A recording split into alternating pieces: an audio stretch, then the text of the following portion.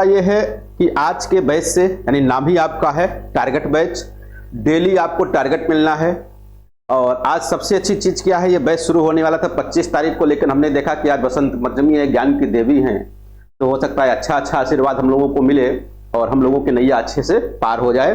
तो 2 दिन पहले ही शुरू कर दिया गया, तो पहले शुरू हुआ, कोई दिक्कत नहीं, लेट नहीं होना चाहिए था। आपका पर्याप्त समय आपके पास है, यूपी, टीजीटी, पीजीटी का, उत्तराखंड का बिल्कुल पर्याप्त समय है। इतनी जल्दी परीक्षा होने वाली नहीं है। मई या जून में परीक्षाएं होनी हैं। मई या जून तक हम लोग खूब अच्छे से पूरा टारगेट कर लेंगे, पूरे अच्छे से तैयारी कर लेंगे।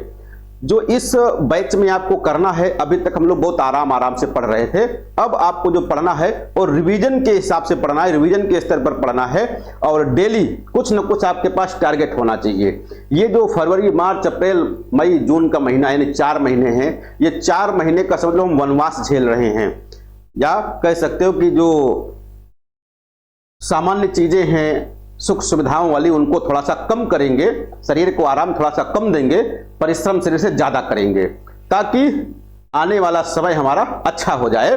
तो इसलिए इसमें आपको क्या क्या मिलेगा ये आपको ध्यान रखना है। सबसे पहले बार बार पूछने की आवश्यकता नहीं है, नहीं तो बार बार लोग यही पूछते रहते हैं, सर जी इसमें मिलेगा क्या, है ना।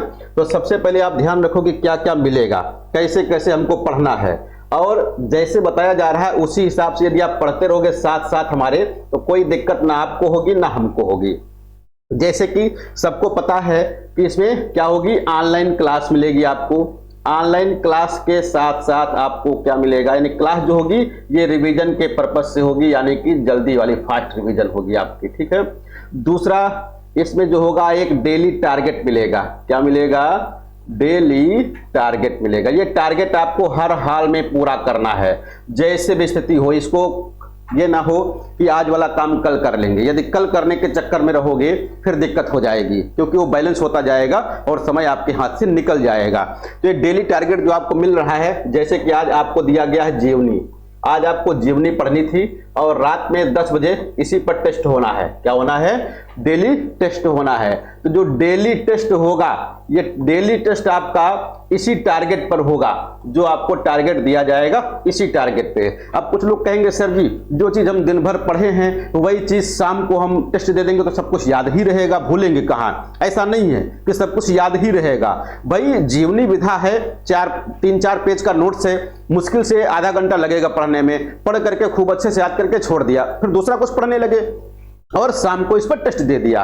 अब शाम को आप दे रहे हो टेस्ट, तो हो सकता है 100 प्रश्न आप पढ़े हो तो 100 में से 4-5 प्रश्न आपके गलत भी हो सकते हैं, 10 प्रश्न गलत भी हो सकते हैं। लेकिन जो चीज सुबह आप पढ़े या दोपहर में पढ़े और रात में आप टेस्ट दे रहे हो, तो वो दोबारा जब पढ़ोगे तो बहुत स्थायी हो जाएगा, दोबारा भूलोगे नहीं। ये आपको ध्यान रखना है। और दूसरा इसमें क्या है कि आपको पता लगता रहेगा कि जो टॉपिक हम पढ़ रहे हैं वो किस प्रकार से उसमें से प्रश्न पूछे जाने की संभावनाएं हैं, किस प्रकार के प्रश्न पूछे जाएंगे। जब प्रश्न का पता लग जाता है, प्रश्न का स्तर पता लग जाता है, तो याद करने में या समझने में बड़ी आसानी हो जाती है। तीसरा इसमें आपको क्या है, तीसरा इसमें जो मिलेगा आपको साप्ताहिक टेस्ट मिलेगा, वीकली टेस्ट जो मिलेगा। जो वीकली टेस्ट होगा ये शुरुआत आपकी होगी कैसे, आसान टेस्ट से, यानी आसान प्रश्नों से शुरुआत होगी और आगे आगे बढ़ते बढ़ते हम लोग कठिन की ओर बढ़ते चले जाएंगे। ये जो टेस्ट होने हैं इनमें पुराने आए हुए प्रश्न पत्रों के क्वेश्चन भी रहेंगे और नए आने वाले जो पेपरों में प्रश्न हैं वो भी आपको यहां पर मिलते रहेंगे, बिल्कुल अपडेट रहेंगे साप्ताहिक। जो साप्ताहिक टेस्ट होगा ये फुल पाठ्यक्रम पर होगा, 125 प्रश्नों का। कितने प्रश्नों का, 125 प्रश्नों का होना है। और जो डेली टेस्ट होना है इसमें संख्या सीमित नहीं है, 50 प्रश्न भी हो सकते हैं, 100 प्रश्न भी हो सकते हैं, 70-80 भी हो सकते हैं, 150 भी हो सकते हैं, 200 भी हो सकते हैं। वैसे कोशिश है कि क्या है कि 150 से कम ही रहें, 150 से ज्यादा ना रहें, ताकि बहुत ज्यादा बैलेंस ना बने। तो इसलिए यहां पर कम से कम 150 प्रश्नों के या 50 प्रश्नों के, 150 से 50 के बीच में प्रश्न रहेंगे। इसमें से 50 से 150 प्रश्न के बीच में रहेंगे, यानी जो टॉपिक होगा टॉपिक के हिसाब से प्रश्नों की संख्या घटती बढ़ती रहेगी। तो ये जो काम हम लोग कर रहे हैं, ये काम हम लोग कब तक पूरा कर लेंगे, यानी पूरे सिलेबस का, इसको हम लोग पूरा करेंगे 20 अप्रैल तक। 20 अप्रैल तक इसका हम पूरा काम कर लेंगे। इसके बाद 20 अप्रैल से आपकी जो क्लास चलेगी वो रामबाण वाली और फास्ट रिवीजन पे चलेगी। 20 अप्रैल से रामबाण पे हम लोग बातचीत करेंगे। रामबाण नोट्स अभी LT ग्रेड में आपको पढ़ाया गया था, बड़ा शानदार रहा है और बहुत कम समय में आपका हिंदी साहित्य तैयार हो गया, रिवीजन हो गया। तो अब की बार जो रामबाण में हम लोग पढ़ेंगे, इसमें पूरा साहित्य पढ़ेंगे, चाहे वो गद्य हो चाहे पद्य हो। दूसरा, इसमें व्याकरण पढ़ेंगे। क्या पढ़ेंगे? तो व्याकरण भी पढ़ेंगे। तीसरा, इसमें काव्यशास्त्र भी पढ़ेंगे रामबाण में। काव्यशास्त्र के साथ साथ जो यूपी और उत्तराखंड के लोग हैं, इनको लिए संस्कृत भी पूछी जाती है, तो संस्कृत भी पढ़ेंगे इसमें। किसमें? ये रामबाण वाले नोट्स में। किसमें? रामबाण रिवीजन क्लास में ये चीजें पढ़ेंगे। ये तो फुल क्लास में पढ़ेंगे, लेकिन यहां पर भी थोड़ी सी स्पीड रहेगी। तो यहां पर थोड़ा सा आपको ध्यान रखना है कि जो टारगेट आपको मिल रहा है, जो टॉपिक आपको पढ़ाया जा रहा है, उसको आपको अच्छे से 2-3 बार जरूर पढ़ना है। और यदि कहीं पर समझ में नहीं आ रहा है तो पूछना भी जरूर है। यदि पूछोगे नहीं तो फिर वही यूट्यूब वाली क्लास हो जाएगी कि एक तरफ से हम बोलते रहे और आपका जो संशय है, आपका जो भ्रम है, वो ज्यों का त्यों बना हुआ है। तो यदि आप साथ साथ अभी 4-5 महीना जो आपके हैं, जून तक, 2-3 जून को जो परीक्षा होनी है, तब तक जो आप ये हमारा समय दे दोगे हमारे साथ, तो निश्चित है कि आपको 100% सफलता मिलेगी, इसमें कोई दो राय नहीं है। लेकिन कुछ साथी हमारे ऐसे हैं, सोचते बहुत ज्यादा हैं, करते नहीं हैं। सोचना बहुत ज्यादा नहीं है, करना है। करना है, करोगे तो सोच ऑटोमेटिक खत्म हो जाएगी। और केवल सोचते रहोगे तो फिर आपको सफलता मिलने वाली नहीं है, क्योंकि हर आदमी यही सोचता है, हर एक प्रतियोगी यही सोचता है कि हमारा सिलेक्शन जरूर हो जाए, अवश्य हो जाए, अब की बार तो हो ही जाएगा। तो केवल सोचने से सिलेक्शन नहीं होगा, आपको मेहनत करनी पड़ेगी, आपको परिश्रम करना पड़ेगा, दिन रात एक करना पड़ेगा। भाई अगर आप सोचो कि 10 घंटा हम सोएंगे भी और उसके बाद पढ़ाई भी हो जाएगी, बहुत मुश्किल है। क्योंकि आप में से बहुत से ऐसे साथी हैं जो कहीं ना कहीं पर किसी न किसी स्कूल में जरूर अध्यापन कार्य कर रहे होंगे, चाहे वो सरकारी स्कूल हो चाहे वो प्राइवेट स्कूल हो। तो उतना समय आपको नहीं मिल पाएगा, लेकिन जो समय मिलेगा उसको आपको सदुपयोग करना है। और दूसरा, जो लोग नहीं पढ़ा रहे, अभी केवल अपना अध्ययन ही कर रहे हैं, उनके लिए तो बहुत अच्छा मौका है। और जो समय आपके पास है, जितना समय है आपका, या 4-5 महीने का समय, पूरा का पूरा समय इसी में लगा दो, निश्चित है सफलता आपको मिल जाएगी, इसमें कोई दो राय नहीं है। तो इतनी चीजें हम लोगों को करनी है इस बैच में। तो शुरुआत करते हैं काव्यशास्त्र से। हाँ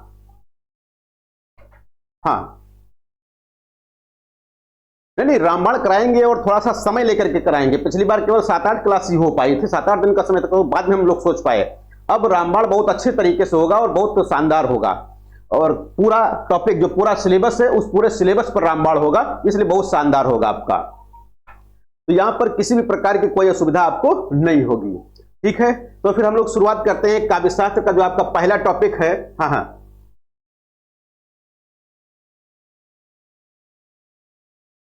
अरे कोई नहीं, तो मैसेज आपके पास गया हुआ है। हाँ, क्या कहा गया? आज जो हम लोग बातचीत करेंगे रस विवेचन पर। किस पर बातचीत करेंगे? रस विवेचन पर बातचीत करेंगे। रस विवेचन बहुत ही महत्वपूर्ण टॉपिक है काव्यशास्त्र का। ये काव्यशास्त्र का भी टॉपिक है और आपका व्याकरण का भी टॉपिक है, यानी हिंदी व्याकरण में भी काव्य पूछा जाता है रस, और काव्यशास्त्र के अंतर्गत भी रस पूछा जाता है।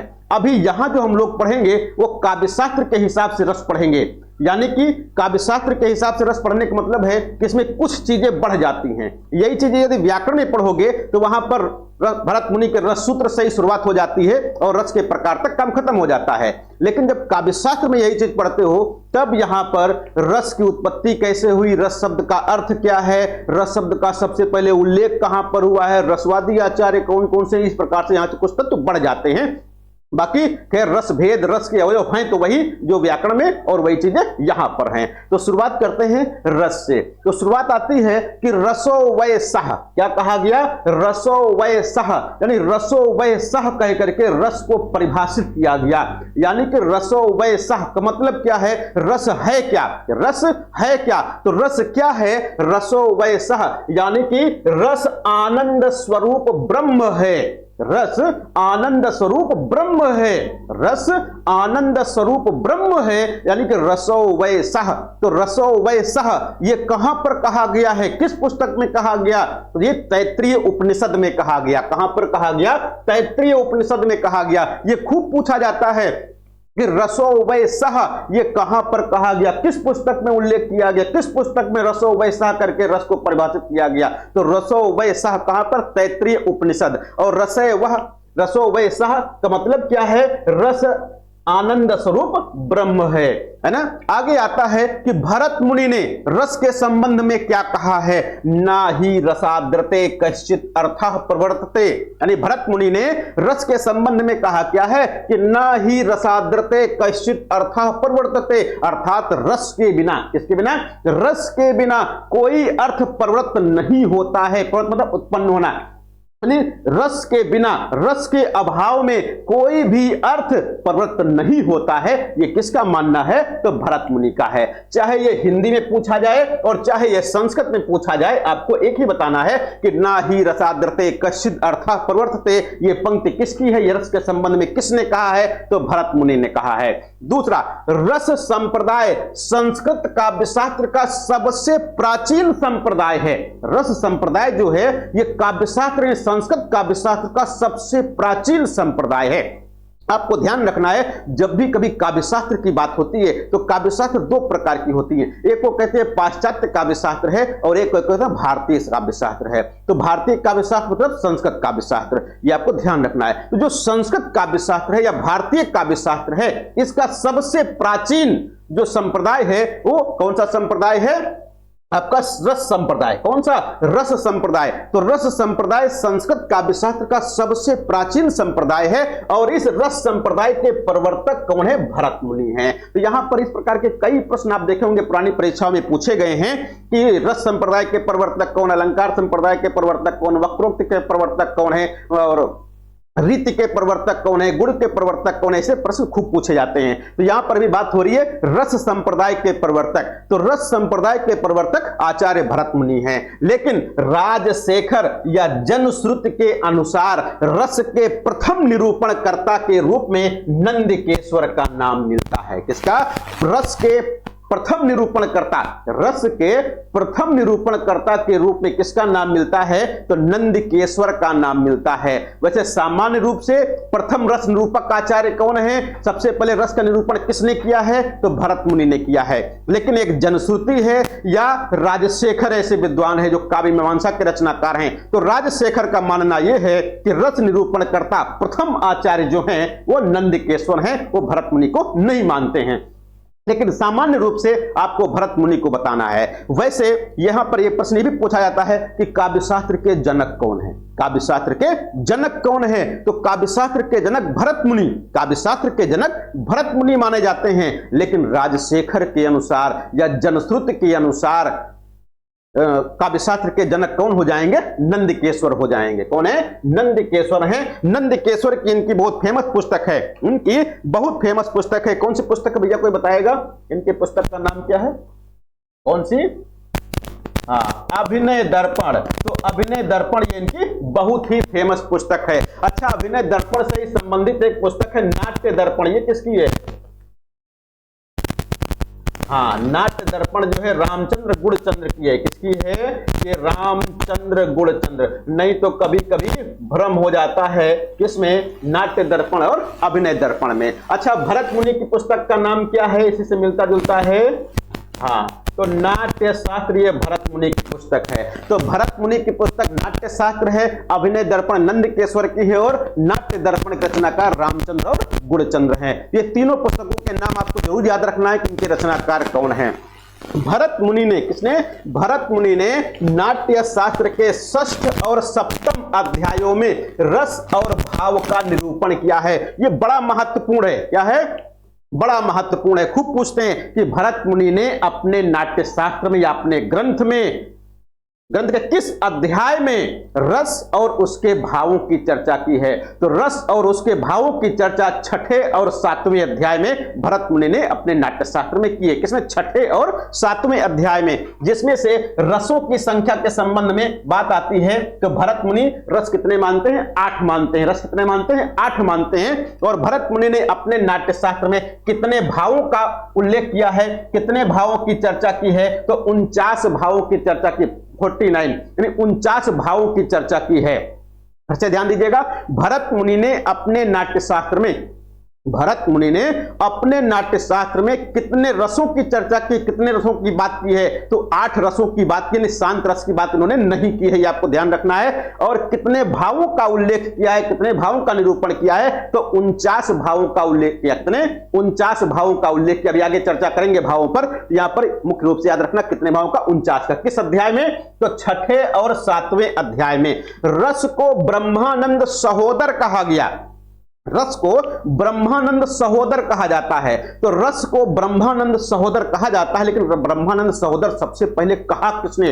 रस को ब्रह्मानंद सहोदर कहा जाता है, लेकिन रस को ब्रह्मानंद सहोदर सबसे पहले किसने कहा? यह महत्वपूर्ण है। तो भट्ट नायक ने, किसने? भट्ट नायक ने रस को ब्रह्मानंद सहोदर सबसे पहले कहा है। यह बड़ा महत्वपूर्ण है, खूब पूछते हैं इसको भी। राजशेखर ने, किसने? राजशेखर ने शब्दार्थो ते शरीरम रस आत्मा, शब्दार्थो ते शरीरम रस आत्मा कहकर काव्य की आत्मा घोषित किया है। किसको? रस को। तो आचार्य राजशेखर ने किसे रस की आत्मा घोषित किया है? तो राजशेखर के अनुसार रस की आत्मा, रस किसकी आत्मा? काव्य की आत्मा क्या है? रस है। काव्य की आत्मा रस है। तो किसको काव्य की आत्मा घोषित किया? रस को काव्य की आत्मा। क्या कह करके? शब्दार्थो ते शरीरम रस आत्मा। यानी कि इसका मतलब क्या है? शब्द प्लस अर्थ। तो शब्द और अर्थ क्या है? ये शरीर है काव्य के। क्या है? शरीर है। तो शब्द और अर्थ को काव्य का शरीर माना और रस को काव्य की आत्मा माना है। किसने? राजशेखर ने। फिर आगे बात आती है अभिनव गुप्त की। तो अभिनव गुप्त रस नयन सर्वजीवित काव्यम, अभिनव गुप्त क्या कहते हैं? रस नयन सर्वजीवित काव्यम। रस नयन का मतलब है रस धन एन से बना हुआ है, यानी कि रसनैन, रस के द्वारा, तृतीय विभक्ति लग गई, रस के द्वारा सर्वजीवित काव्यम, यानी कि रस द्वारा ही जो काव्य है उसका जीवन है वो जीवित रहता है। अर्थात रस से परिपूर्ण जीवन ही काव्य है। रस से परिपूर्ण जीवन ही क्या है? काव्य है। यानी कि जो काव्य जिसमें रस ना हो, आनंद ना हो, उसको रस नहीं, उसको काव्य नहीं मानते। कौन? अभिनव गुप्त। तो रस नयन सर्वजीवित काव्यम, अर्थात रस से परिपूर्ण जीवन ही क्या है? काव्य है। कौन कहता है? अभिनव गुप्त। कथन याद रखिएगा। दूसरा, आचार्य विश्वनाथ का कथन बहुत फेमस है, खूब पूछा जाता है। वाक्यम रसात्मकम काव्यम, वाक्यम रसात्मकम काव्यम, यानी कि रस युक्त वाक्य ही काव्य है। यानी कि रस युक्त वाक्य ही क्या है? काव्य है। यानी कि काव्य कैसा वाक्य है? तो रस युक्त, यानी ऐसा वाक्य जिसमें रस हो उसे ही काव्य कह दिया। किसने? आचार्य विश्वनाथ जी ने।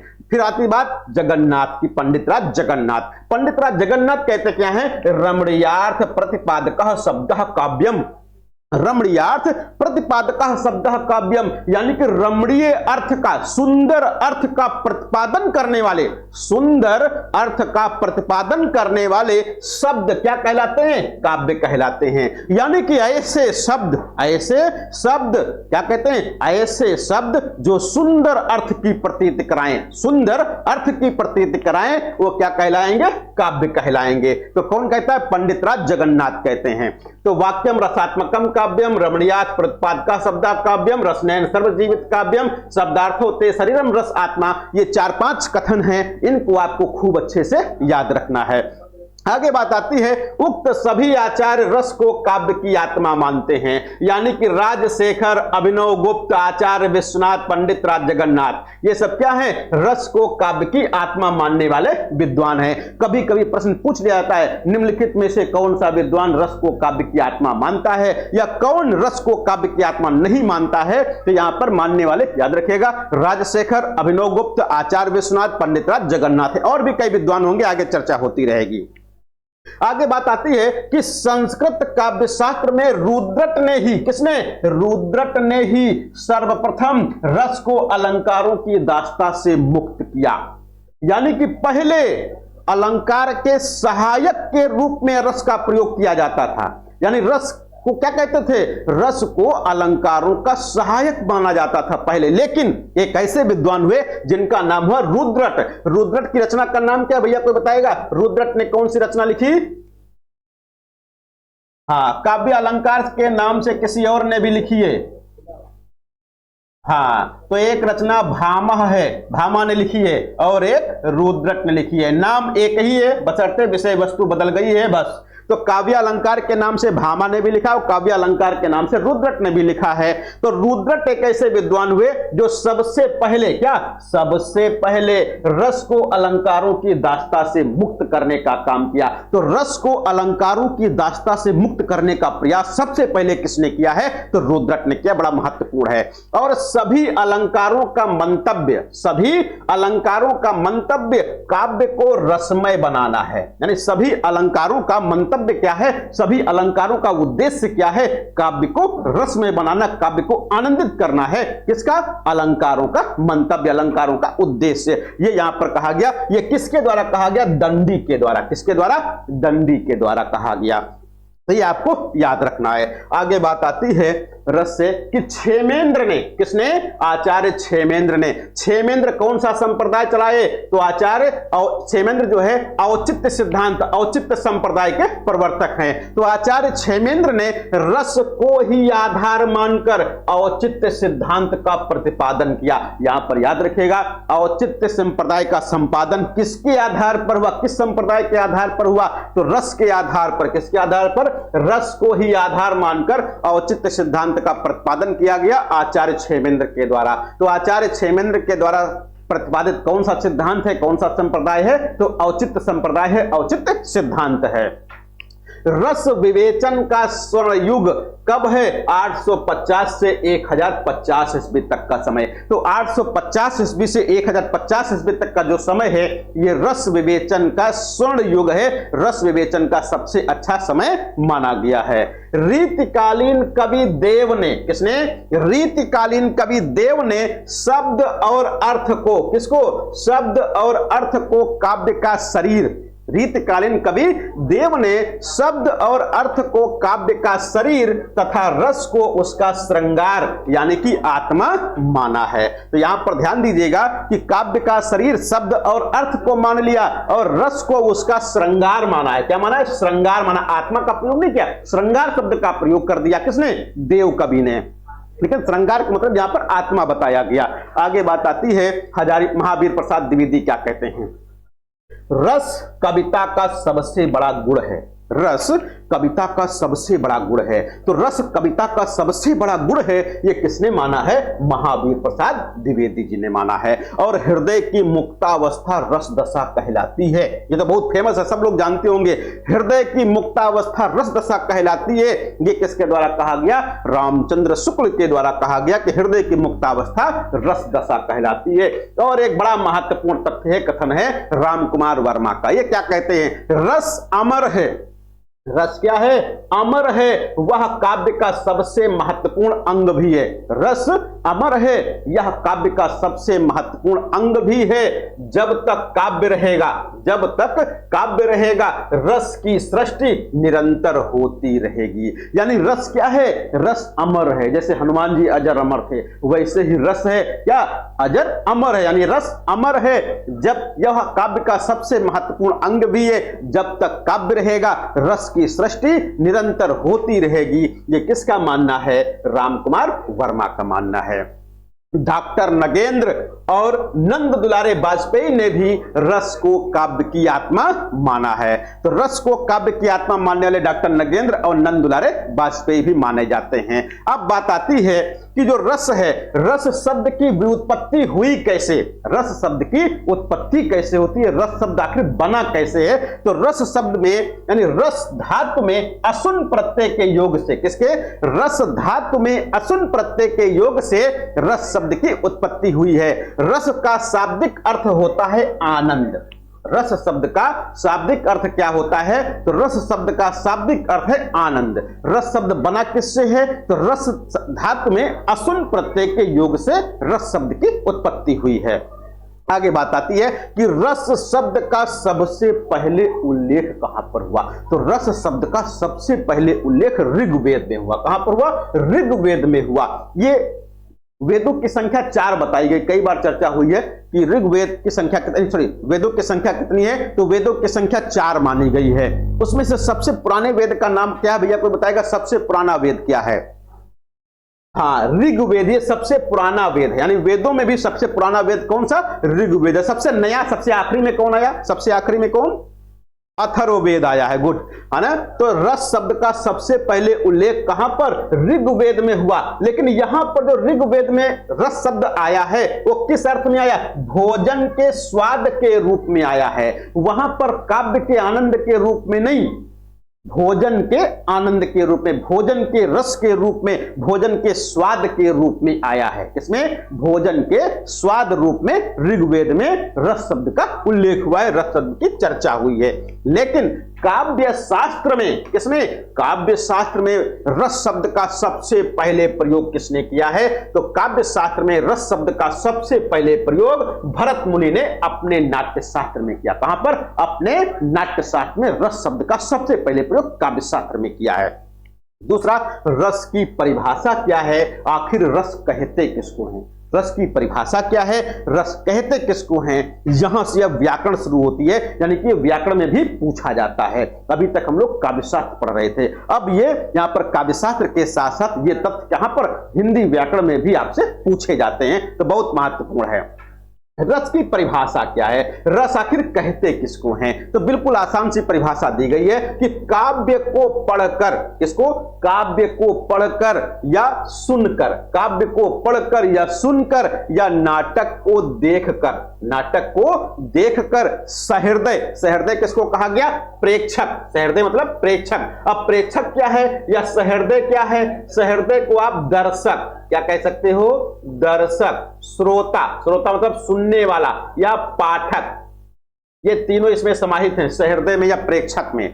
यानी नाटक देखने वाला है तो दर्शक, नाटक सुनने वाला है तो श्रोता, नाटक पढ़ने वाला है तो पाठक हो जाएगा। यानी कि कविता पढ़कर या सुनकर, नाटक देखकर पाठक, दर्शक या श्रोता के मन में जो आनंद की अनुभूति होती है वही काव्य वही रस कहलाता है। तो प्रेक्षक को जिस आनंद की अनुभूति होती है उसे रस कहते हैं। तो बिल्कुल आसान सा है, काव्य को पढ़कर, सुनकर या देखकर पाठक, दर्शक या श्रोता के मन में जो आनंद की अनुभूति होती है उसे ही रस कहते हैं। भाई हम लोग कविता पढ़ते भाव विभोर हो जाते हैं, नाटक देखते भाव विभोर हो जाते हैं, आनंद आ जाता, मजा आ जाता है। इसी प्रकार से कोई धारावाहिक देखते हैं, कोई मूवी देखते हैं, कोई पिक्चर देखते हैं, कुछ भी देखोगे तो कुछ ना कुछ आनंद मिलेगा। यदि आनंद मिलेगा तो वही क्या है? रस है। तो रस का मतलब ही है आनंद। भाई सामान्य रूप से अगर भोजन के अर्थ में भी रस की बात कर लिया जाए तो अगर जो कोई फल है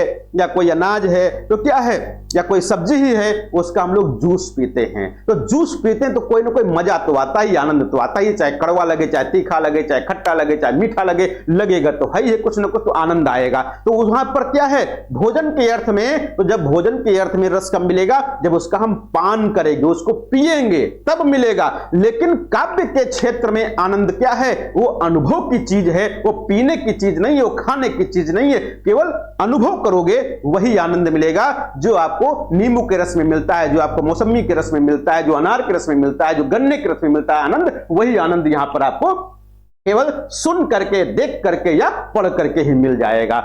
आगे बात आती है भरत मुनि का रस सूत्र, यह बड़ा महत्वपूर्ण है। भरत मुनि का रस सूत्र क्या है? तो भरत मुनि का रस सूत्र है क्या? कभी कभी ये भी पूछ लेते हैं और कभी कभी पूछ लेते हैं कि भरत मुनि के रस सूत्र में जो शब्द आए हैं उनका अर्थ क्या है। तो आपको ध्यान रखना है, विभावानुभाव, व्यभिचारी भाव, संयोगाद्रस निष्पत्ति, ये सभी एक में मिले रहते हैं। ध्यान दीजिएगा, ये सभी एक में मिले रहते हैं। यहां पर देखो संयोगात गा छूट गया, तो संयोगात रस निष्पत्ति, यानी क्या कहा गया? विभावानुभाव, व्यभिचार, संयोगाद्रस निष्पत्ति, ये पूरा एक ही में लिखा रहता है। क्या रहता है? पूरा एक ही में लिखा रहता है। ध्यान दीजिएगा, भाग के ऊपर जो है ये सिरो रेखा नहीं लगाई जाती, इसलिए यहां पर छुट्टी हुई होगी। तो भा, धा इस प्रकार के कुछ वर्ण हैं जिनके ऊपर सिरे रेखा नहीं लगाई जाती, तो आपको भी नहीं लगाना है। ये ना हो यहां से पकड़ो वहां तक खींच दो, ऐसा नहीं करना है।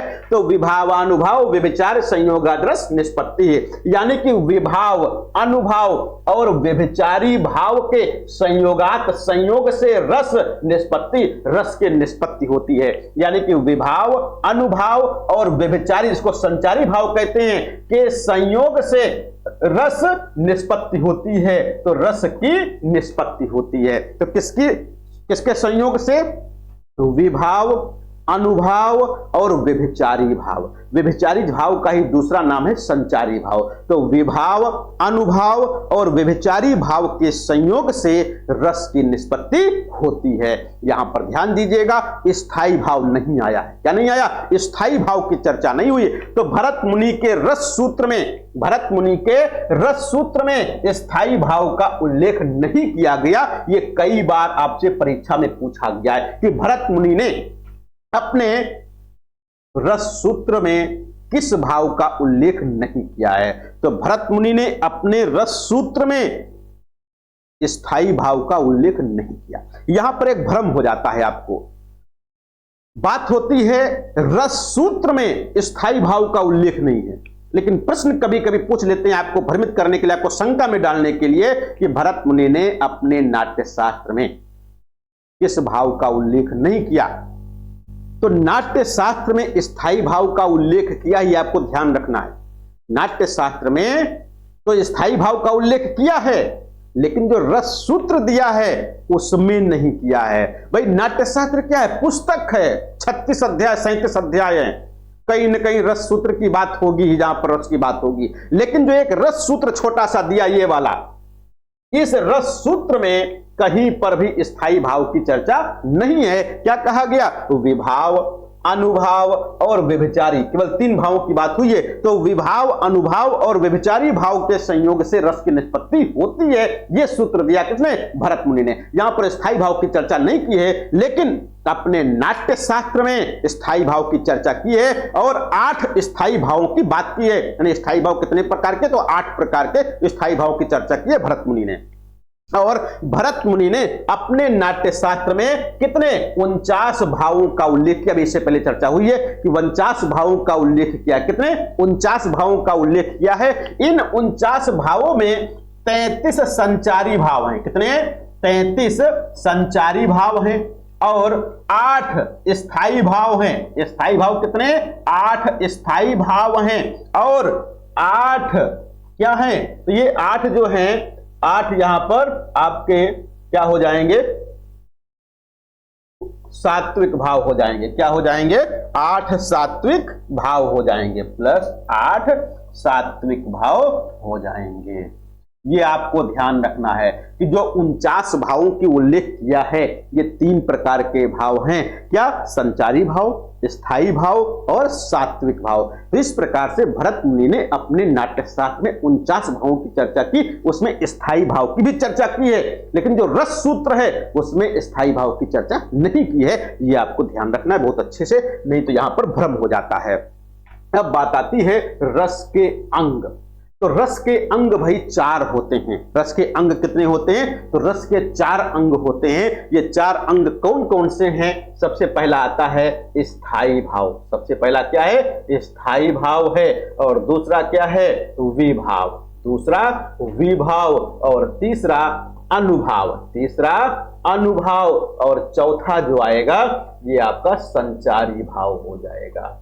संचारी भाव को ही व्यभिचारी भाव कहते हैं। यानी कि रस के अंग कितने? तो रस के 4 अंग। रस के अंग कितने? रस के 4 अंग होते हैं। स्थायी भाव, विभाव, अनुभाव और संचारी भाव। यानी कि इन 4 अंगों से रस की निष्पत्ति होती है, यानी कि रस की सृष्टि होती है, रस की रचना होती है। जो रस बनता है, चाहे वो करुण रस हो, श्रृंगार रस हो, हास्य रस हो, वीर हो, विभत्स रस हो, भयानक रस हो, किसी भी प्रकार का रस हो, उसकी उत्पत्ति में ये 4 अंग जरूरी है। चारों अंगों के योग से ही रस की निष्पत्ति होती है। अब बात आती है स्थायी भाव की कि आखिर स्थायी भाव है क्या? स्थायी भाव है क्या? तो स्थायी का नाम ही पता है, स्थायी।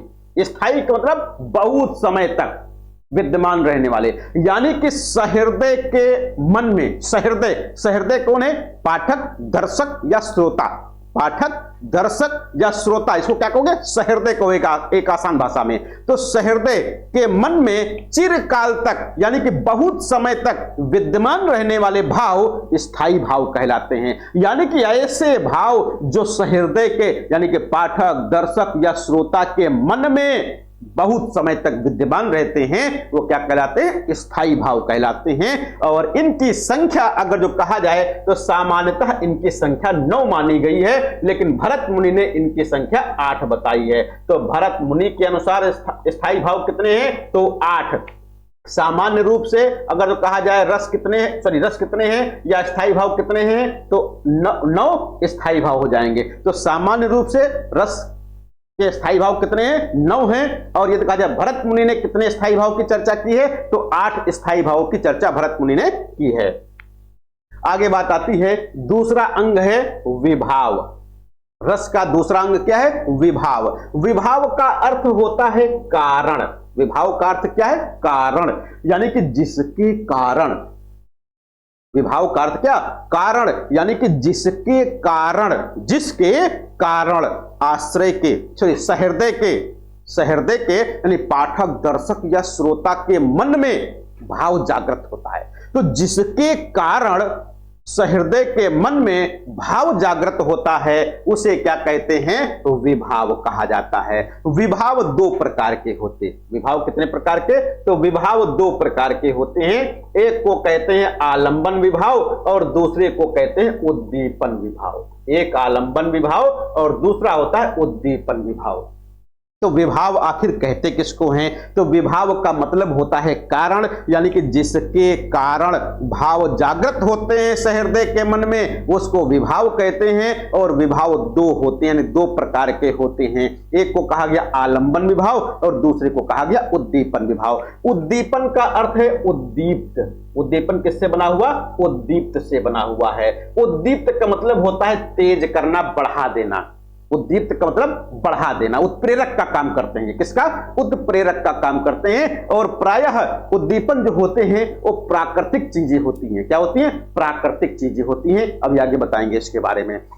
फिर आता है आलंबन विभाव। आलंबन का मतलब, आलम मतलब सहारा, आलम का मतलब सहारा, जिसके सहारे, जिसको देखकर, जिसके सहारे भाव जागृत होता है। तो जो आलंबन होते हैं ये भी 2 प्रकार के होते हैं, यानी जिसके कारण भाव जागृत होता है वो आलंबन विभाव कहलाता है। और आलंबन विभाव के 2 भेद होते हैं। आलंबन विभाव के कितने? तो आलंबन विभाव के 2 भेद होते हैं, यानी कि आलंबन विभाव 2 प्रकार के, आलंबन विभाव 2 प्रकार के होते हैं। एक को कहते हैं आश्रय और एक को कहते हैं विषय। एक को आश्रय और एक को विषय कहते हैं। जिसके मन में भाव जागृत होते हैं उस व्यक्ति को आश्रय कहते हैं।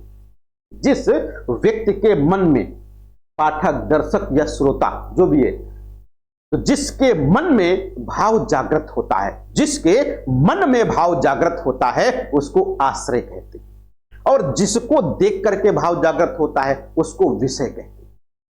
जिसके मन में भाव जागृत होता है उसको आश्रय, और जिसको देखकर भाव जागृत होता है उसको विषय कहा जाता है। जैसे आप अभी बाहर निकलो और अचानक कोई जानवर आ जाए, सांड आ जाए, कुत्ता आ जाए, खैर शेर भेड़िया ना आए ज्यादा अच्छी बात है, तो कोई भी ऐसा जानवर है जो आपके मोहल्ले में घूम रहा है जिससे आप डर रहे हो और अचानक आपको दिखाई पड़ गया, आप डर गए, आपके मन में डर का भाव जागृत हुआ, तो आप क्या हो गए? आप आश्रय हो गए। आपके मन में भाव जागृत हुआ, आप आश्रय हो गए। और किसको देख करके भाव जागृत हुआ? कुत्ते को। तो कुत्ता क्या हो गया? ये विषय हो गया। कुत्ता विषय हो गया, आप आश्रय हो गए। कोई भी चीज जिसको आप देखोगे, तो अगर जिसको देख करके भाव जागृत होता है वो विषय है, और जिसके मन में भाव जागृत होता है वो आश्रय है। यहां पर ध्यान रखिएगा, आश्रय और विषय कभी कभी पूछ लेते हैं। तो आश्रय जिसके मन में भाव जागृत होता है उस व्यक्ति को आश्रय कहते हैं, और जिसको देखकर आश्रय के मन में भाव जागृत होता है उसे विषय कहा जाता है। अब बात आती है उद्दीपन विभाव, यानी कि जो स्थितियां या देश काल भाव को उद्दीप्त करने में सहायक होते हैं। जो स्थितियां या देश काल भाव को उद्दीप्त करने में सहायक होते हैं वो उद्दीपन कहलाते हैं। जैसे आप घर के बाहर निकले, कुत्ते ने भौंका, आप डरे, आपके मन में डर का भाव जागृत हुआ, और जैसे ही आप डरे तब तक कोई पड़ोसी डंडा लेकर निकल पड़ा, उसको भगा दिया। तो आपके मन में जो डर यानी कि भय नामक स्थायी भाव या जो भाव जागृत हुआ था वो प्रसुप्त हो गया, खत्म हो गया, यानी कि भाव पूर्णता को प्राप्त ही नहीं हुआ। लेकिन यदि कुत्ता भौंका, आप बाहर निकले, कुत्ता भौंका और आप आसपास नजर उठा के देखे, कोई नहीं दिखाई पड़ा, यानी कि बिल्कुल सन्नाटा। अब जब सन्नाटा है तो आपका जो भय था वो और बढ़ गया, यानी कि जो सन्नाटे की स्थिति थी, आसपास कोई नहीं दिखाई पड़ रहा, आपको बचाने वाला कोई नहीं है, ऐसी स्थिति में आपका डर और बढ़ जाएगा। तो ये जो स्थिति थी, ये जो देश काल है, ये क्या है? ये आपका उद्दीपन कहलाता है। यानी कि जो भाव जागृत हुआ है उसको और बढ़ाने का काम और तीव्र करने का काम ये करते हैं। जैसे उत्प्रेरक है, जैसे आग में घी डालना, आग में घी डालना, आग जल रही है बढ़िया बढ़िया, उसमें से ला करके घी डाल दिया, जैसे ही घी डालोगे और तेज जलने लगेगी, कपूर डालोगे और तेज जलेगी। तो ये चीजें यानी कि कपूर का काम करती हैं, या कह सकते हो घी का काम करती हैं आग में, यानी ये क्रिया को और तेज करने का काम करते हैं। साइंस की भाषा में कहो उत्प्रेरक का काम करते हैं। किसका? उत्प्रेरक के समान काम करते हैं। बिल्कुल आसान सा है। आगे बात आती है अनुभव, रस का तीसरा अंग। रस का तीसरा अंग है ये। अच्छा, इससे पहले वाली कौन सी है? अच्छा, ये देखो हमने समझाया, बिल्कुल कोई दिक्कत नहीं है। जैसे हम बता रहे थे कि जो विभाव होते हैं ये दो प्रकार के, एक आलंबन और एक उद्दीपन। आलंबन के दो भेद बताए गए, एक को आश्रय, एक को विषय। तो आलंबन में दो जो होते हैं, एक आश्रय एक विषय। आश्रय क्या है? जिसके मन में भाव जागृत होता है, जिसके मन में भाव जागृत होता है आश्रय है, और जिसको देख करके भाव जागृत होता है वो विषय है। यानी कि आप घर से बाहर निकले, कुत्ता भौंका और आप डर गए, या आपके मन में भय नामक भाव उत्पन्न हुआ, और जैसे भय उत्पन्न हुआ पड़ोसी डंडा लेकर निकल पड़ा, यानी कि कुत्ता भाग गया। तो फिर क्या होगा? जो भय उत्पन्न हुआ था सुप्त हो जाएगा, खत्म हो जाएगा, कोई बात नहीं। लेकिन यदि कुत्ता भौंका, आप बाहर हो, कुत्ता भौंका, आसपास आपने देखा कोई नहीं दिखाई पड़ रहा है, यानी कि आपके मन में जो डर उत्पन्न हुआ था वो बढ़ने लगा। तो जो ये स्थिति थी डर बढ़ाने वाली कि कोई नहीं आसपास, वो क्या है? उद्दीपन है। और कुत्ता क्या है? ये विषय है, और आप क्या हो? आश्रय हो। यानी कि जिसको देख करके भाव जागृत हुआ वो विषय, जिसके मन में भाव जागृत हुआ वो आश्रय, और जो स्थिति, जो वातावरण, जो देशकाल भाव को बढ़ाने का काम करता है, उद्दीप्त करने का काम करता है, आग में घी डालने का काम करता है, वो क्या है? वो आपका उद्दीपन हो जाता है। आगे बात आती है अनुभाव की। अनुभाव जो होते हैं, स्थायी भाव जागृत होने के बाद, स्थायी भाव जागृत होने के बाद होने वाली आश्रय की चेष्टाएं अनुभाव कहलाती हैं। अनुभाव को अगर जो तोड़ दिया जाए तो ये दो शब्दों में टूट जाता है, एक को कहते हैं अनु और दूसरे को कहते हैं भाव। भाव तो शब्द हो गया, अनु क्या हो गया? उपसर्ग हो गया। क्या हो गया? उपसर्ग हो गया। इस अनु का अर्थ क्या हो जाता है? तो इस अनु का अर्थ होता है पीछे। क्या? पीछे। यानी कि पुराने वाले उदाहरण से समझो, मान लो आप घर के बाहर निकले, कुत्ता मिला, कुत्ता भौंका। यदि कुत्ता भौंका, आपके मन में डर उत्पन्न हुआ, तो आप क्या करोगे? या तो डंडा ढूंढोगे, या तो दौड़ के भागोगे, या तो चिल्लाओगे, या तो किसी को बुलाओगे, कुछ ना कुछ तो करोगे। या तो कभी कभार ऐसी स्थिति होती है सोचने समझने की बुद्धि खत्म हो जाती है, जब बहुत ज्यादा डर होता है तो बिल्कुल जड़वत हो जाते हैं, खंबे के समान, बुद्ध के समान खड़े हो गए। तो ये सब क्या है? अनुभाव है। दौड़ना, भागना, चिल्लाना, रोना, किसी को बुलाना, है ना, और जड़वत खंबे के समान खड़े हो जाना, ये सब क्या है? ये सब अनुभव है। क्या है? अनुभव है। यानी कि जो भाव आपके मन में जागृत हुआ उसके बाद आप क्या करोगे? अगर जो हंसी का आया तो हंसी का भाव जागृत होगा, रोने वाला या दुख का भाव, दुखी हो जाओगे, डर वाला होगा डर उत्पन्न होगा, घृणा वाला होगा घृणा का भाव उत्पन्न होगा। यानी कि जो भाव उत्पन्न हुआ है उसको सूचित आप किस माध्यम से करोगे? यानी जो सूचना मिलती है, जैसे आप किसी को देख करके जान जाते बड़ा इस समय टेंशन में है, ये बड़ा दुखी है, ये बड़ा खुश है, तो जिसको देखोगे ना उसके मन में जो भाव है वो भाव सूचना दे देता है। भाई कोई बच्चा है, पीटा गया है, रोता हुआ आ रहा है, तो आपको पूछने की आवश्यकता नहीं है बेटा मारे गए हो क्या, वो देख करके जान जाते हो कि यहां पीटा गया है। और जैसे जैसे वो रो रहा होगा उसकी स्थिति होगी रोने वाली, वैसे वैसे जान जाओगे कितना मारा गया होगा। साधारण सा रो रहा है तो कम मारा गया होगा, खूब अच्छे से फूट फूट कर रो रहा है ज्यादा मारा गया होगा। शरीर की स्थिति बता रही होगी। तो ये सब क्या है? अनुभव हैं। क्या है? अनुभव हैं, यानी भाव जागृत होने के बाद जो क्रियाएं होती हैं। और ये अनुभव जो होते हैं आश्रय के भावों के सूचक होते हैं। अनुभव जो होते हैं आश्रय के भावों के सूचक होते हैं। जैसे हमने कहा बच्चा रोता हुआ आ रहा है, अब तुरंत जान गए कि इसके मन में किस प्रकार का भाव है, दुख का भाव है। बच्चा टॉफी लेकर के घूमता टहलता दौड़ता हंसता खेलता आ रहा है, अब तुरंत जान जाओगे बड़ा खुश बच्चा है, इसके मन में खुशी का भाव है। तो ये जो अनुभव होते हैं ये भावों के सूचक होते हैं कि आश्रय के मन में किस प्रकार का भाव उत्पन्न हुआ है, ये बताने के लिए। दूसरा आता है इनकी संख्या कितनी होती, अनुभवों की संख्या कितनी है, इस संबंध में विद्वानों में मतभेद है।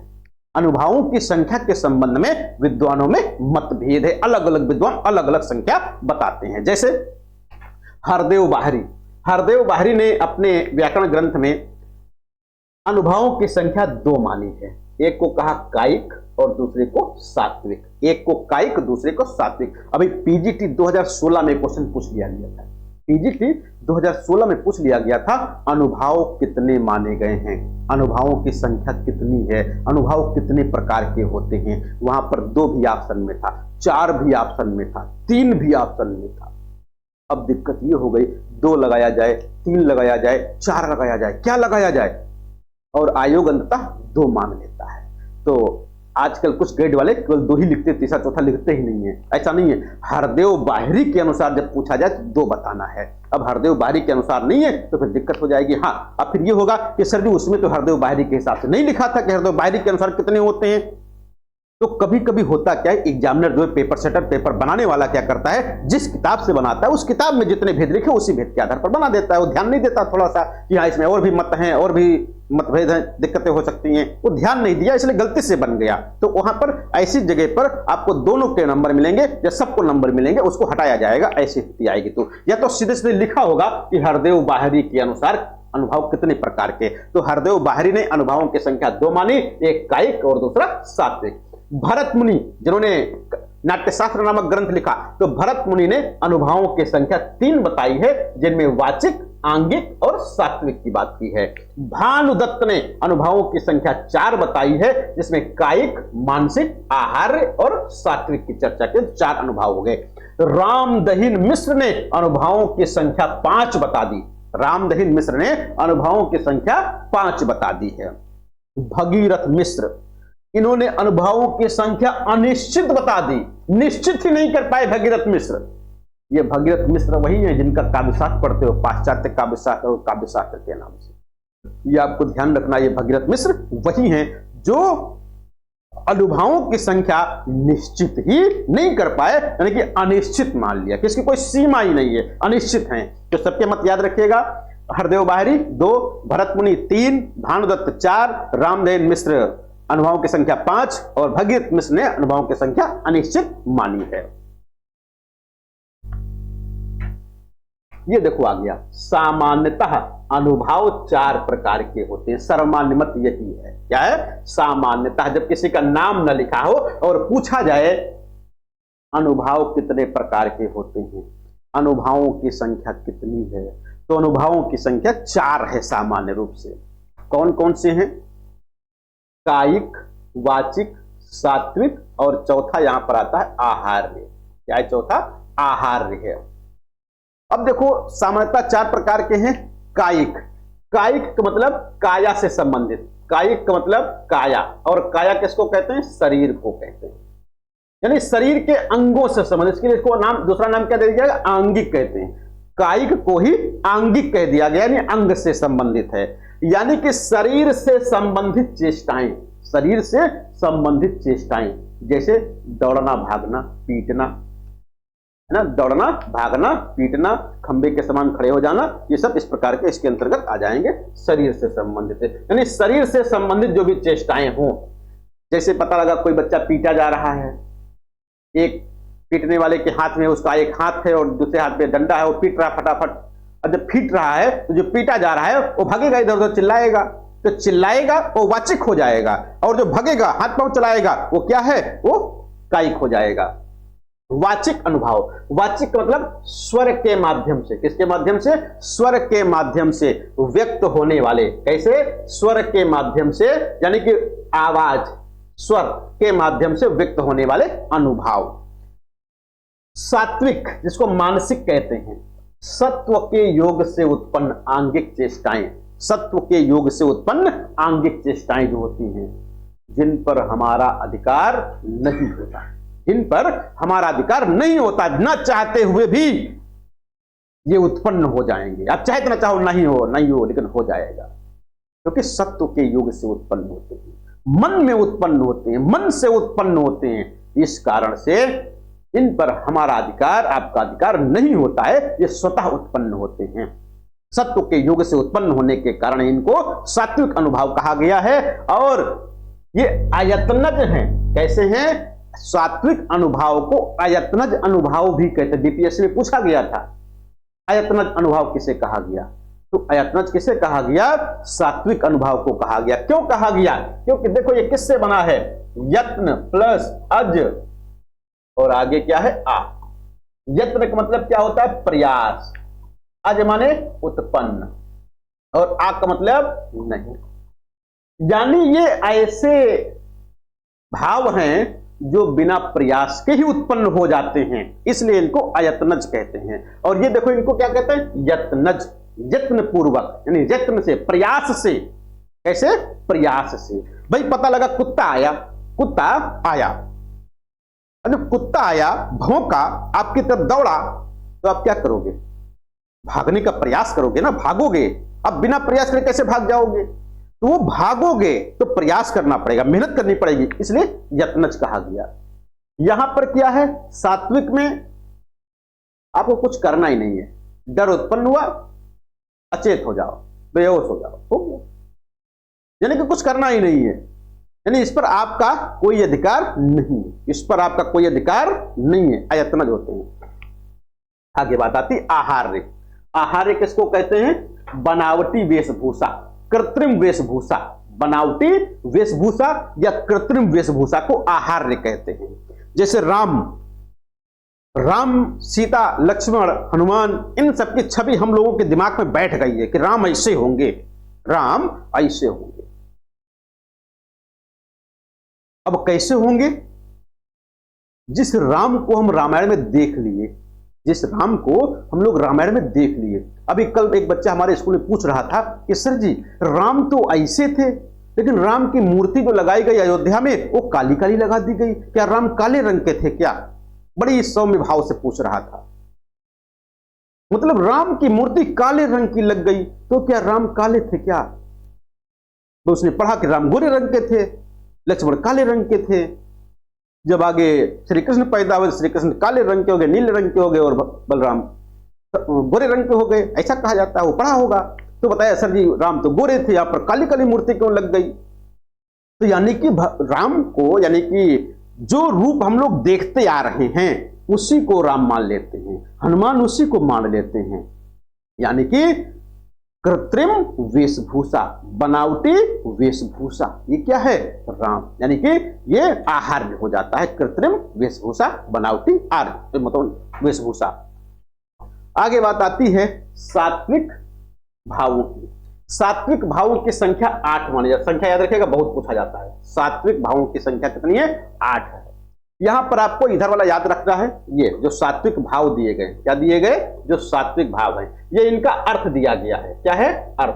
ये अर्थ इसलिए दिया गया है क्योंकि कुछ बच्चे पूछते रहते थे, सर जी इसका मतलब क्या होता है, सर जी इसका मतलब क्या होता है। तो बीच में कभी पता लगा भूल गए बताना कोई चीज, तो यहां पर आपको भूलना नहीं है, पूरा लिखा हुआ है कि इसका अर्थ क्या होता है, बिल्कुल आसान समझ जाओगे। जैसे स्तंभ, स्तंभ माने था खंभा, स्तंभ माने खंभा होता है, यानी कि खंभे के समान जड़वत खड़े हो जाना। कभी कभी स्थिति ऐसी आती है कि हम लोग कुछ सोच ही नहीं पाते, बिल्कुल खंभे के समान खड़े हो जाते हैं। जैसे पता लगा आप रास्ते में जा रहे हो, एक ऐसी जगह मिली जहां से चारों ओर से कुत्तों ने घेर लिया आपको। अक्सर होता है ऐसा कभी कभार।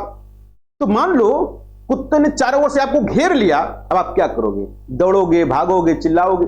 तो ऐसी स्थिति में डर बहुत ज्यादा हो जाता है। अब जब डर बहुत ज्यादा हो जाता है तो दिमाग काम करना बंद कर देता है, तो फिर क्या होता है? खंभे के समान खड़े हो जाओ, जड़वत।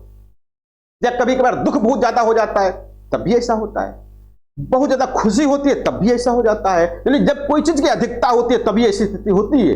डर, दुख, सुख जो भी कुछ है ज्यादा होगी तब। तो स्तंभ मतलब खंबे के समान जड़वत हो जाना। कैसे? जड़वत हो जाना, शरीर की चेष्टा का रुक जाना। स्वेद, स्वेद कहते हैं पसीना को, यानी शरीर से पसीना निकलता है गर्मियों के कारण, यानी गर्मी में भी कभी कभी डर के कारण भी पसीना छूटने लगता है, पसीना निकलने लगता है। तो किसी भी प्रकार से निकले शरीर से पानी तो क्या है? शरीर से पसीना छूटना क्या है? स्वेद हो जाता है। रोमांच कभी कभी होता है, बहुत दुख अचानक आता है या बहुत सुख अचानक मिलता है, रोंगटे खड़े हो जाते हैं, रोए खड़े हो जाते हैं। कुछ लोग कहेंगे सर ये जाड़े में भी तो हो जाते हैं, रोए कपड़े निकालो रोए खड़े हो गए, वो बात नहीं। रोमांच मतलब रोंगटे खड़े हो जाना, रोमांच का मतलब रोंगटे खड़े हो जाना सुख और दुख के कारण, भय के कारण। कंप, कंप मतलब कांपना, शरीर का कांपना, शरीर का कांपना, शरीर कांपने लगता है, कंपन होने लगती है। अब कुछ लोग कहेंगे सर जाड़े में भी होता है, तो ये उससे नहीं जोड़ना है आपको, जाड़े वाले से, ना नहाने, ना इसमें कांपने वाले में और ना रोंगटे खड़े होने वाले में, बस हाँ सुख दुख से भय से, इन सबसे देखना है। तो यानी रोंगटे खड़े होते हैं, यानी कि कंपन होने लगता है, सिर्फ कांपने लगता है। कभी कभी आप इंटरव्यू में जाते हो, आप चाहते हो कि पैर हमारा ना हिले, लेकिन फिर भी हिलता रहता है, डर लगने लगता है। आपको कह दिया कि तो खड़े होकर पढ़ाओ, एक कोई पद्य पढ़ाओ या कोई टॉपिक पढ़ाओ, कुछ लोग तो कांपने लगते हैं, पहले से ही पैर हिलने लगते हैं, चाह करके भी पैर नहीं रुकते डर के कारण, है ना भैया। वैवर्ण, वैवर्ण का मतलब मुख का रंग बदल जाना, चेहरे का रंग बदल जाना, चेहरे की हवाइयां उड़ जाना कहते नहीं। तो वैवर्ण मतलब चेहरे का रंग बदल जाना, उड़ जाना। यानी कि कोई चीज अचानक सुनो, कहते हम तो वो बात सुने शॉक्ड रह गए, शॉक्ड मतलब चेहरे का रंग बदल गया जब कोई सुनता है ऐसी चीज। यानी अचानक कोई दुर्घटना, अचानक कोई खुशी की बात सुनता है तो उसके चेहरे का हाव भाव बदल जाता है, चेहरे का रंग बदल जाता है, वही क्या है? वैवर्ण है। अश्रु, अश्रु का मतलब नेत्रों से आंसुओं का बहना, नेत्रों से आंसुओं का बहना। ये इस पर भी हम लोगों का कोई अधिकार नहीं होता है। कभी कभी कोई मूवी देख रहे हो, कोई धारावाहिक देख रहे हो, कोई ऐसी दुखद घटना देख रहे हो कि चाह करके भी आपकी आंखों से आंसू नहीं रुक रहे होते। जानते तो हो कि धारावाहिक है, ये मूवी है, ये तो केवल प्रदर्शन किया जा रहा है, लेकिन फिर भी आपकी आंखों से आंसू नहीं रुकेंगे। तो क्या है? नेत्रों से आंसू का बहना, अश्रु। प्रलय, कभी कभी स्थिति तो वैसी हो जाती है, बेहोशी छा जाती है। क्या? बेहोशी, अचेत हो जाना, अचेत हो जाना, पूर्णतः निश्चेष्ट हो जाना, पूर्णतः निश्चेष्ट हो जाना। स्वर भंग, आठवां है, क्या है? स्वर भंग, स्वर का फट जाना, गदगद हो जाना, कभी कभी होता है, कभी कभी होता है। जैसे कोई बच्चों को अचानक खूब कस के डांट दो, फिर उससे पूछो तो आधा बोलेगा, आधा मुंह में ही रह जाएगा, ठीक से नहीं बोल पाएगा, स्वर फट जाएगा। जैसे कभी आप इंटरव्यू में जाते हो, वाइवा में जाते हो, साक्षात्कार में जाते हो और आपसे कुछ पूछा गया, लगता है पेट में तो है, बाहर नहीं आ रहा है ना, पेट में है लेकिन बाहर नहीं आ रहा है। बोलते हो तो जो आवाज आपकी है लहरा रही है, बैठी बैठी आ रही है, ठीक से नहीं हो रही, यानी स्वर तंत्र ठीक से काम नहीं कर रहा। क्यों? डर के कारण, भय के कारण, अत्यधिक शंका के कारण, शोक के कारण ऐसी स्थिति होती है। अब बात आती है आठ, हाँ हकलाहट कह सकते हो, बिल्कुल आसान से हकलाहट कह सकते हो। अब बात आती है आहार, ये क्या है? आहार में बताया गया बनावटी या कृत्रिम वेशभूषा। आहार मतलब कृत्रिम वेशभूषा या बनावटी वेशभूषा। अब आगे बात आती है संचारी भाव, किसकी? संचारी भाव की। तो संचारी भाव पर हम लोग बातचीत करेंगे कल, यानी संचारी भाव से, और आगे फिर रस के भेदों पर चर्चा कल करेंगे। रस के भेद संभवतः कल खत्म हो जाएंगे, तो कल तक हम लोग रस पे बातचीत करेंगे। और आज अभी जो टेस्ट होना है आपका, तो वो टेस्ट जीवनी पर होगा। शानदार प्रश्न है, पूरी जीवनी आपने पढ़ लिया होगा खूब अच्छे से, और पढ़ करके अब आपको टेस्ट देना है। टेस्ट में कुछ लोग सोचते हैं सुबह टेस्ट दे लेंगे, सुबह अपनी मर्जी से आंखें नहीं खुलती है, सबको पता है, चाहे हम हो चाहे आप हो, कोई भी हो, अचानक खुलती है, अरे सुबह हो गई, अरे इतना समय होगा, तो भागना स्कूल जाना, कहाँ टेस्ट हो पाएगा। तो इसलिए आपको कोशिश करना है शाम को ही टेस्ट पेपर हल करके ही सोना है।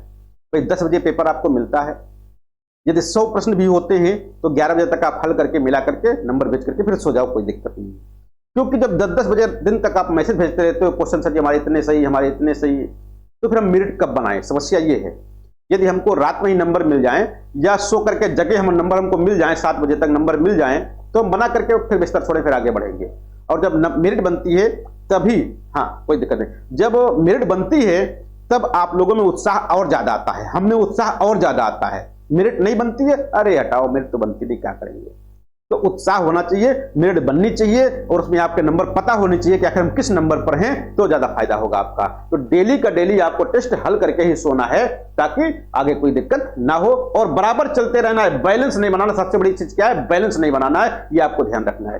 ठीक है भाई, फिर मिलते हैं कल। नमस्कार भैया सब।